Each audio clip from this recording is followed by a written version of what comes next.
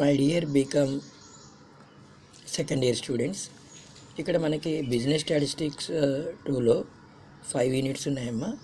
దీంట్లో థియరీ ఎక్కడ చూసుకోవాలని చెప్పి మనం అనుకున్నట్లయితే ఈ ప్రాబబిలిటీ అండ్ థియరిటికల్ డిస్ట్రిబ్యూషన్లో కొంచెం థియరీ అనేది ఉందమ్మా.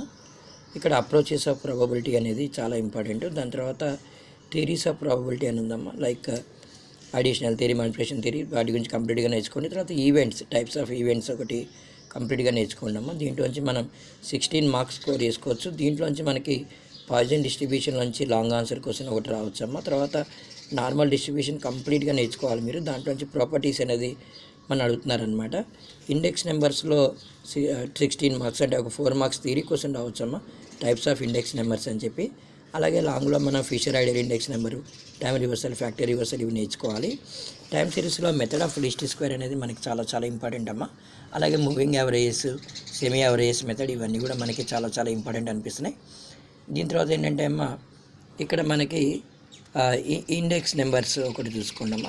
తర్వాత ఫిషర్ మీ అందరికీ తెలుసు కదమ్మా. దీంట్లోని మార్షల్ ఎడ్జ్వర్త్, తర్వాత టైమ్ రివర్సల్, ఫ్యాక్టర్ రివర్సల్ అవి నేర్చుకోండి అమ్మ. దాని తర్వాత రిగ్రెషన్లో అజ్యూమ్డ్ మీన్ మెథడ్ ఒకటి ఉంటుంది చూడండి అమ్మ, యాక్చువల్ మీన్ మెథడ్ ఇవన్నీ కూడా నేర్చుకోండి.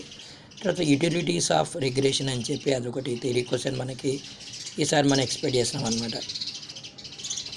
రిగ్రెషన్లో ఈ లెక్క కంప్లీట్గా నేర్చుకోండి అమ్మ. ఇది ఈసారి ఎగ్జామ్లో వచ్చింది అనే చెప్తున్నారు.